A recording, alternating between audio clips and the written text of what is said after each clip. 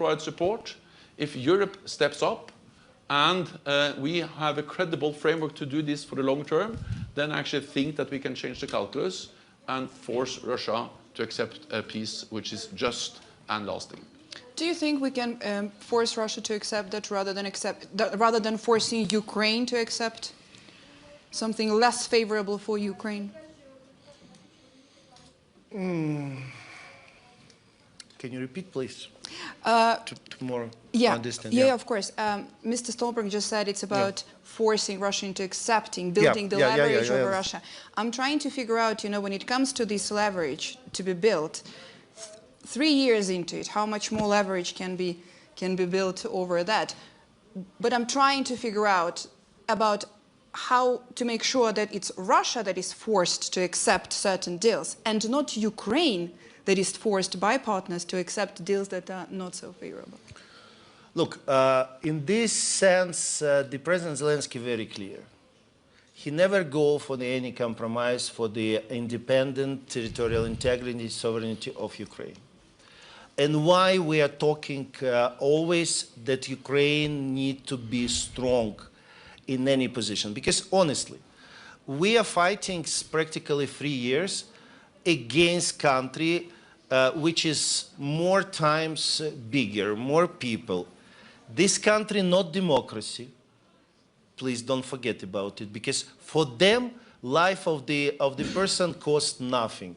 They absolutely, it's reality. They lost thousands, and thousands in the territory of Ukraine, thousands in the Kursk region where we are still.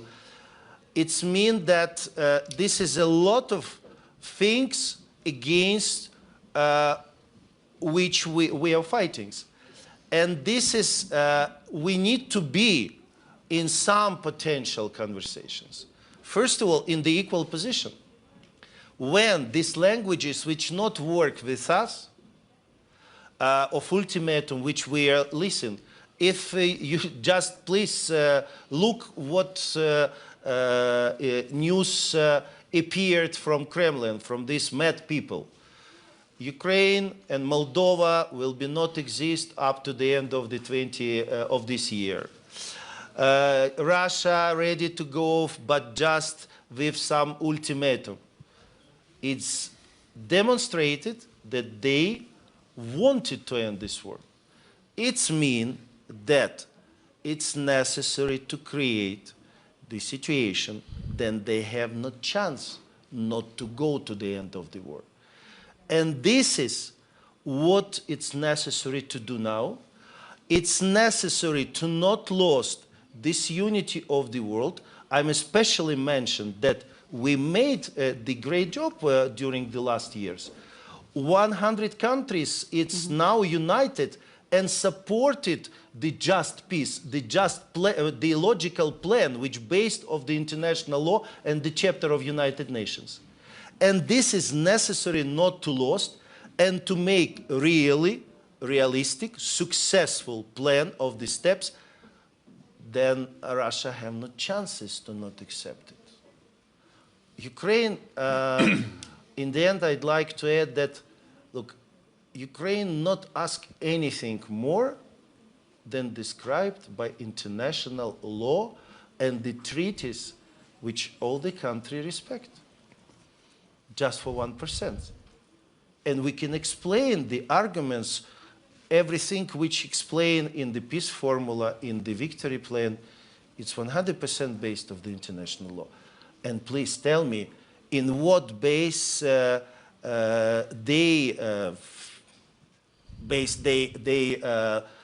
wishes and request? Only met wishes of dictator Putin.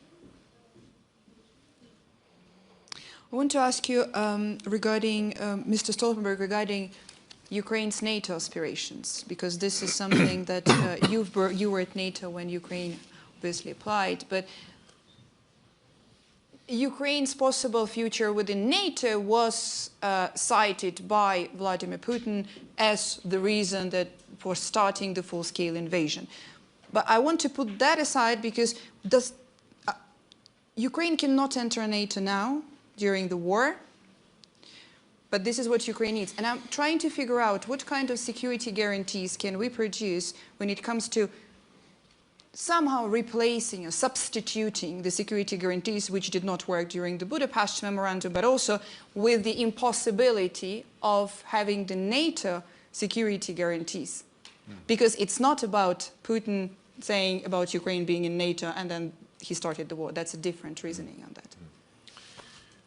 Well, I strongly believe that a lasting peace in Ukraine depends on solid security guarantees. Because the first step towards peace is some kind of ceasefire.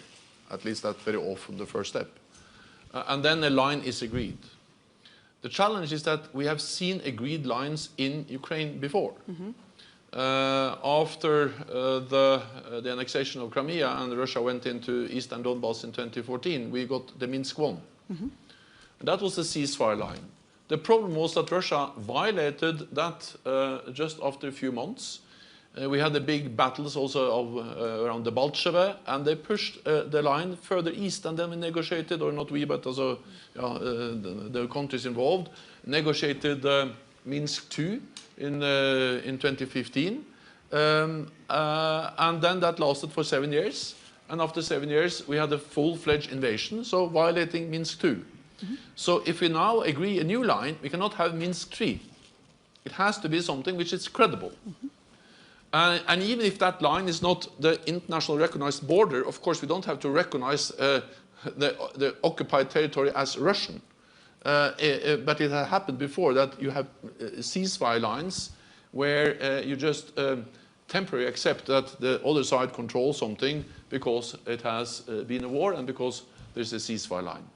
So the requirements number one is the line. But the requirement number two, which I think is actually even as important, or perhaps even more important, is to guarantee that it stops there. And then, of course, we need, I say sometimes we need something better than Budapest, but perhaps it will not be Bucharest, meaning that in Bucharest, NATO promised NATO membership. In Budapest, we had the Budapest Memorandum that was only some paper and didn't prove credible at all. I believe that the strongest and the best security guarantee is Article 5, meaning NATO membership. It has worked. It can work again. And of course, it's for NATO to decide how far Article 5 apply. We had West Germany as a NATO ally without East Germany. We had France as a member of NATO without Algiers, and Algiers was then a province in France. Something similar is that the United States has security guarantees to Japan without the Kurils, which is the island chain north of Japan, which is occupied by Russia.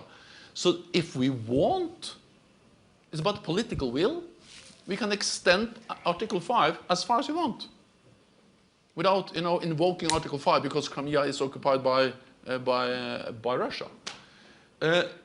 So I have been pushing for this because some years ago I thought it was possible to find something for Ukraine in between membership or not membership, but that space in between. Just like candidate status for. So this candidate status, this idea that transition. Yeah, transition. It was easier before, but this space in between Russia and NATO is a much more dangerous space now than before. So therefore, I have actually. I started in Bucharest as a Prime Minister of Norway. I was skeptical. I was on the German camp in a way. But now I realize that the space for this in-between is so narrow, so dangerous. So I strongly believe that one way of ending this war in a credible way, which is not Minsk III, is actually to give strong and credible security guarantees. And then the cleanest and the best way is NATO membership. Of course, I realize that it is not enthusiasm for this in all capitals. So then maybe we also have to consider second-best solutions. And those second-best solutions are, first of all, and that will apply anyway, is to arm the Ukrainians to the teeth. Because if there was anything we did wrong in 2014, was that we didn't arm Ukraine from 2014 until 2022. And let me add, Until, I think it was 2017 or 2018, this was a big discussion inside NATO. Most allies said no lethal aid to Ukraine because it could provoke Russia. It was President Trump that made the decision to start to deliver lethal aid weapons to Ukraine. Yeah. And javelins. The javelins. And we remember, I said it was a big discussion. It was controversial. Yeah. So again, if you're concerned, I can again not promise anything, but last time I worked with President Trump on these issues, actually he helped us. And especially javelins, it was the weapons which help to liberate the Kyiv region.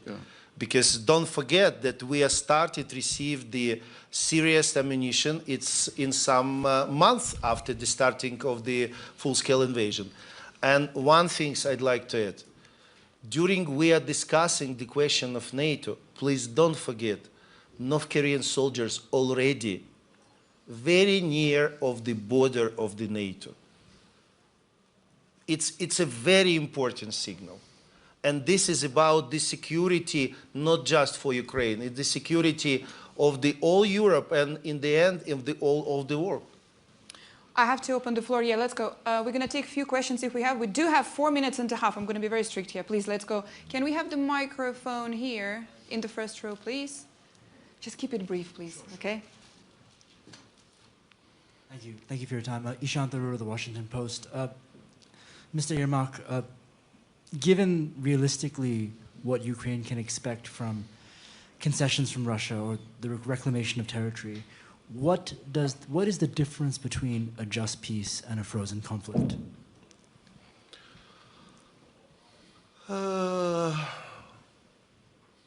Just peace, it's the peace which have the security guarantees. The frozen, it's you have for some period of time, and we have very bad experience of the frozen conflict. And I'm absolutely sure, and thank you, Jens, that you have mentioned this, the President Zelensky never going for any solutions which will be looks like the Minsk 3, Minsk 4, because honestly, I'm the person who personally was participated and represent in Normandy. I'm not sure what was the logic of the people who signed Minsk. And they maybe don't have the goal. I not mean our partners who is really want to help. I mean two parts. What they think, because in these documents, if you attentively, I know each phrase in this very bad in the legal sense documents. Zero about Crimea, a lot of very controversial things, representative of the territory, appearance of some signatures in that moment, not LNR, DNR, this separatist republic, but already appears these two guys. A lot of questions. We're going to take one question here, please. I'm Peter Wolodarski from Dagens Nyheter, Sweden. Mr. Yermak, you mentioned Budapest and the security guarantees that you were given, and nuclear weapons were given away from Ukraine. So first, your reflection, was that a mistake by Ukraine to give away the nuclear weapons?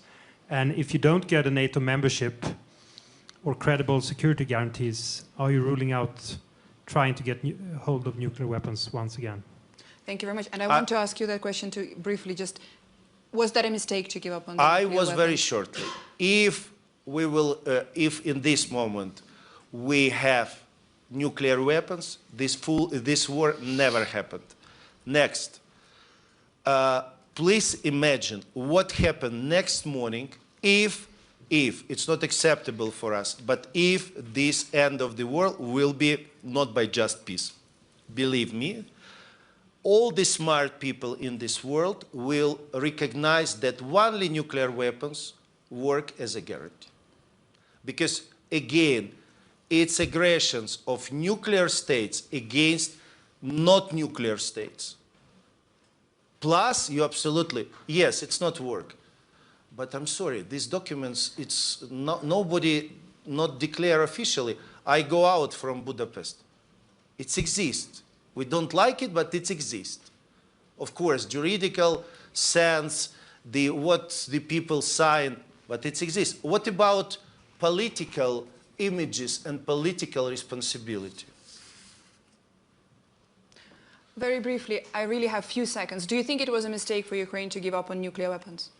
I think we have to prove that it was not a mistake, because Andrei is absolutely right, and that is that if Ukraine loses this war and a nuclear power, Russia, is able to take control over Ukraine, then the lesson is that you need nuclear weapons to defend yourself. And it's wrong to give up nuclear weapons. So that just adds to the importance of us taking the responsibility to provide them with the weapons they need to defend themselves against a nuclear aggression. Jens Stoltenberg, Andriy Yermak, thank you very much. Wish we had more time, trust me. I have so many questions left on my side too. I'm sorry. Thank you very much. Thanks to the speakers for being here. Thank you. Thank you.